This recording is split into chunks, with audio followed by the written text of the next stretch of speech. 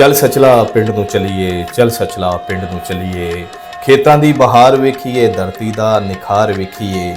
ਵੇਖੀਏ ਵੱਟਾਂ ਰਾਵਾਂ ਨੂੰ, ਮਿਲੀਏ ਰੁੱਖਾਂ ਛਾਵਾਂ ਨੂੰ। ਦਿਲ ਦੀ ਨਗਰੀ ਸ਼ਾਦ ਕਰੀਏ, ਯਾਦਾਂ ਨੂੰ ਫਿਰ ਯਾਦ ਕਰੀਏ। ਚੱਲ ਸਚਲਾ ਪਿੰਡ ਨੂੰ ਚਲੀਏ, ਚੱਲ ਸਚਲਾ ਪਿੰਡ ਨੂੰ ਚਲੀਏ। ਮਕਈ ਦੇ ਟਾਂਡਿਆਂ ਤੇ ਲੱਗੀਆਂ ਛੱਲੀਆਂ ਉਤਾਰ ਕੇ ਛੱਲੀਆਂ ਤੇ ਟਾਂਡੇ ਵੱਖੋ ਵੱਖ ਕਰ ਦਿੱਤੇ ਨੇ।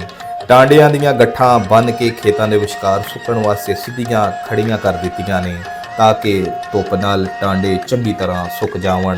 ਸਿਆਲ ਵਿੱਚ ਛਟਾਲੇ ਨਾਲ ਕੁਤਰ ਕੇ ਮਾਲ ਡੰਗਰ ਨੂੰ ਪਾਵਾਂਗੇ। ਬਾਜਰੇ ਦੇ ਸਿੱਟਿਆਂ ਵਿੱਚ ਦਾਣੇ ਚਿੱਟੇ ਮੋਤੀਆਂ ਵਾਂਗੂ ਲਿਸ਼ਕਦੇ ਪਏ ਨੇ। ਬਾਜਰੇ ਦੇ ਸਿੱਟੇ ਤੇ ਟਾਂਡੇ ਵੀ ਵੱਖੋ ਵੱਖ ਕੀਤੇ ਜਾ ਰਹੇ ਨੇ।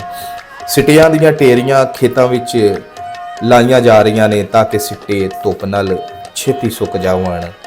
ਜੰਗਲੀ ਕਬੂਤਰਾਂ, ਘੁੱਗੀਆਂ, ਚਿੜੀਆਂ ਸਮੇਤ ਦਾਣਾ ਚੁਗਣ ਵਾਲੇ ਪੰਛੀਆਂ ਦੀਆਂ ਮੌਜਾਂ ਨੇ। ਜੰਗਲੀ ਕਬੂਤਰਾਂ ਦੇ ਡਾਰ ਬਾਜਰਾ ਚੁਗਣ ਵਾਸਤੇ ਖੇਤਾਂ ਵਿੱਚ ਉਡਾਰੀਆਂ ਮਾਰਦੇ ਪਏ ਨੇ। ਦਿਲ ਨੂੰ ਮੋਹ ਲੈਣ ਵਾਲਾ ਨਜ਼ਾਰਾ ਏ।